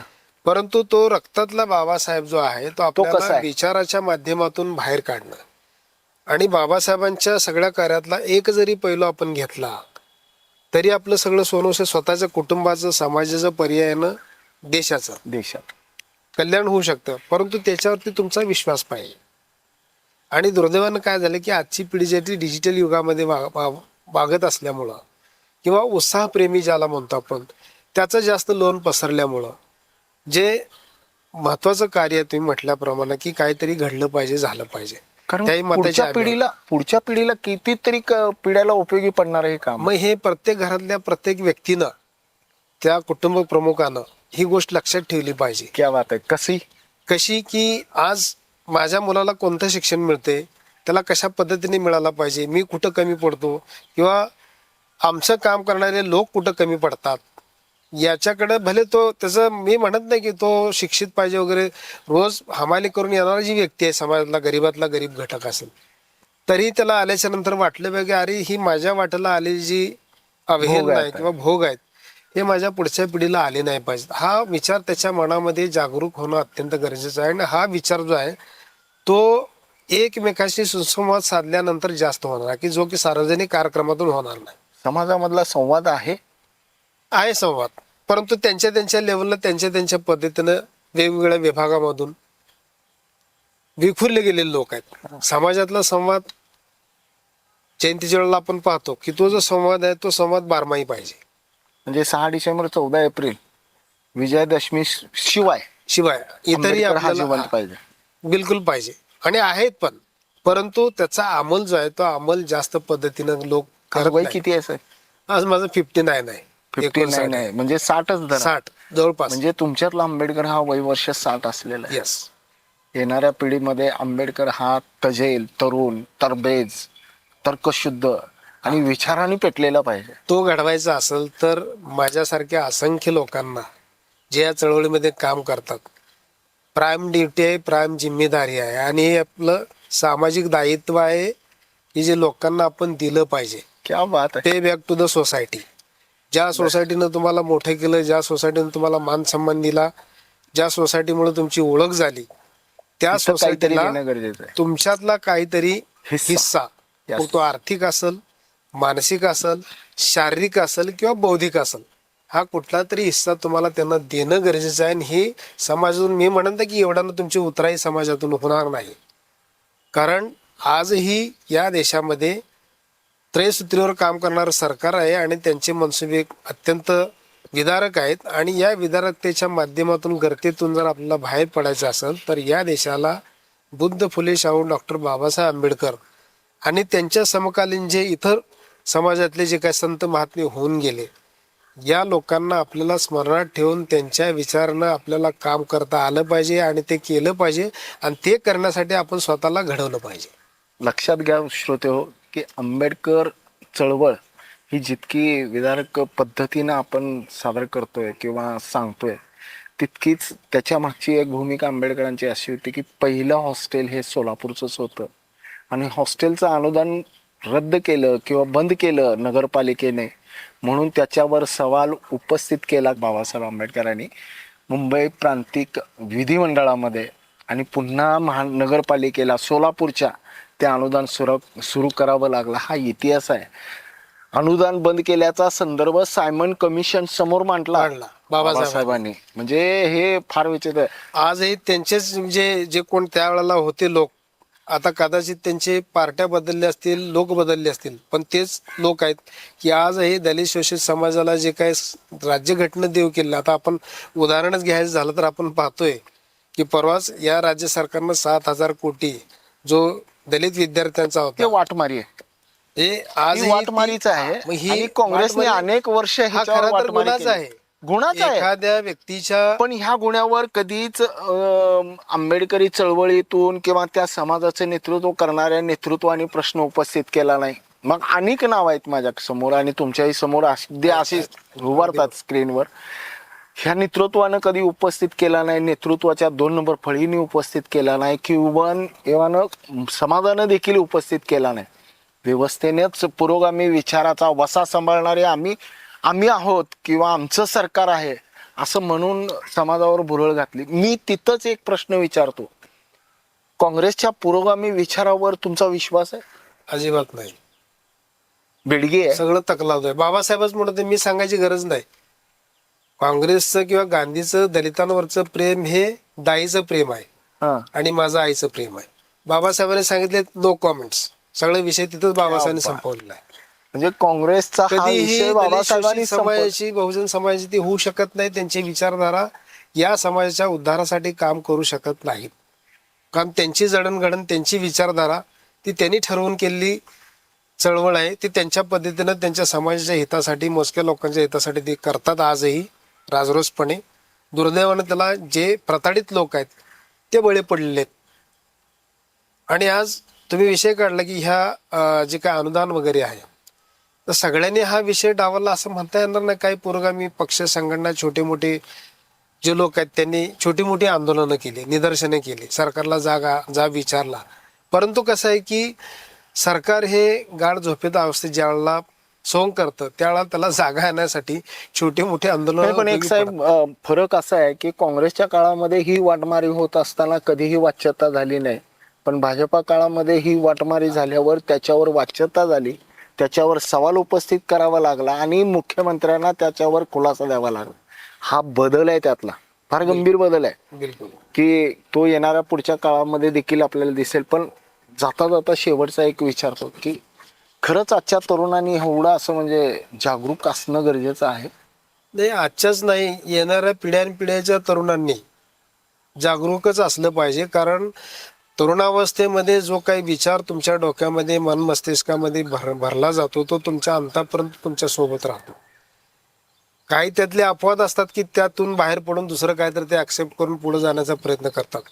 परंतु जर एखाद्या व्यक्तीला तरुणावस्थेपासून जर त्याला त्याच्या समाजाची ओळख झाली, त्यांच्या महापुरुषांची ओळख झाली, त्यांच्या विचारधारेची ओळख झाली, तर ती त्याने ऍक्सेप्ट करून, अंगीकृत करून त्याचा विनियोग समाजाच्या हितासाठी करण्यासाठी त्याला जी काही भविष्यामध्ये हालचाल करायची, मग शिक्षण असेल, शिक्षण झाल्याच्या नंतर पुन्हा काही उद्योग असेल किंवा अन्य काही पक्ष संघटन चालवायचं असेल, काय करायचं असेल, त्या ठिकाणी त्यांनी ते लावून धरलं पाहिजे. तर समाजाला कुठंतरी न्याय मिळाला. नाहीतर काय होईल की आजच्या पिढीनं आजच्यापर्यंत फक्त आंदोलन करायचं, चळवळ चालवायची आणि आजची पिढी संपली की पुढच्या पिढीनं काय करायचं. तर हा चळवळीचा वारसा, वसा जो आहे, जो 2500 वर्षापासून बुद्धापासून चालत आलेला, तो वसा आजच्या पिढीला देण्याची प्रकर्षानं गरज आहे. असंही मी म्हणणार नाही की आजच्या पिढीला काय माहितीच नाही, माहीत सगळ्याला आहे. फक्त तो अंमल जो करायचा ते अंमल करण्यासाठी त्यांच्यामध्ये ऊर्जा निर्माण करणं गरजेचं आहे.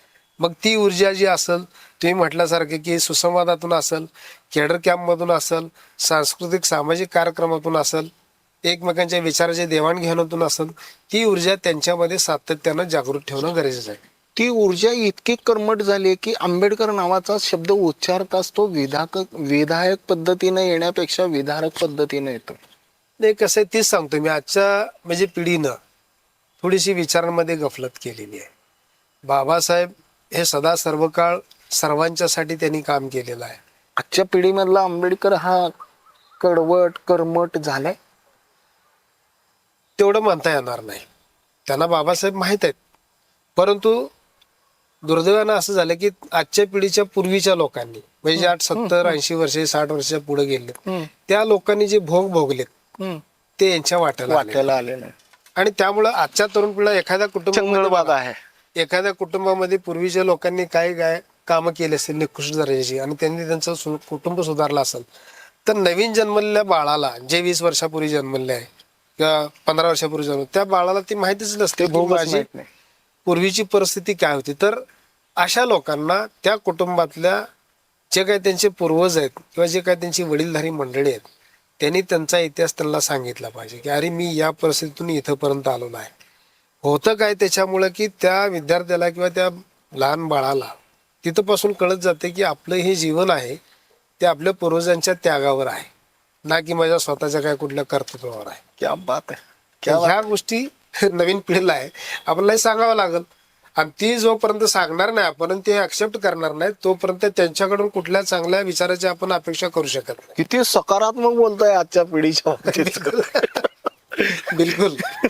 म्हणजे इतक्या सकारात्मक पद्धतीनं आजच्या तरुणाकडे बघत असताना की कोणीतरी सांगणं गरजेचं आहे माझा इतिहास आणि माझ्या मागे घडलेल्या अनेक 5 पिढ्याचा इतिहास आणि त्या इतिहासातून निर्माण झालेले संघर्ष, त्या इतिहासातून निर्माण झालेले बाबासाहेब आंबेडकर आणि ते उद्धारक आणि ते समूळ मानवजातीच्या कल्याणाची व्याख्या घेऊन जगाच्या व्यासपीठावर आज आंबेडकर नावाचं एक वलय ज्यांनी निर्माण केलं, तो इतिहास समजणं गरजेचं आहे. माझ्या घरावर साहेब म्हणाल्याप्रमाणे की जा आणि तुझ्या घराच्या भीतीवर लिहून ठेव की ह्या देशाची मला शासनकर्ती जमात बनायची आहे. ते स्वप्न साकार होण्याचे खूप मार्ग आहेत, अनेक मार्ग आहेत, अनेक पैलू आहेत, अनेक पद्धती आहेत. पण ती पैलू, पद्धती आणि मार्ग स्वीकारण्यासाठी प्राथमिक अवस्था म्हणजे शिक्षण आणि वाचन. तुम्ही आणि आपण सर्वांनी आपला इतिहास वाचला पाहिजे आणि तोच इतिहास आपल्याला पुढच्या पिढीसाठी उपयोगी ठरणार आहे.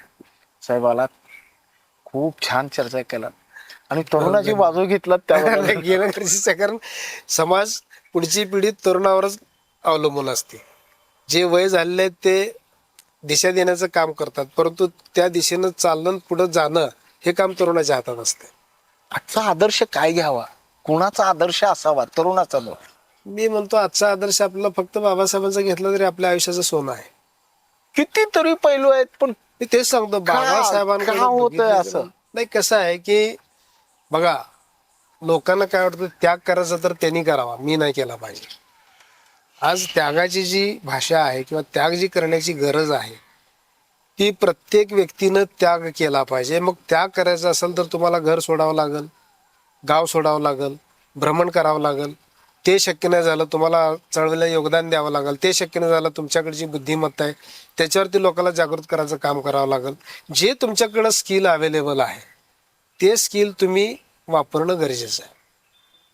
आणि ते स्किल जर वापरलो तर येणारा जो सध्याचा जो तरुण वर्ग आहे त्यालाही चळवळ कळणार आहे, त्यालाही आमच्या महापुरुषाचा त्याग कळणार आहे.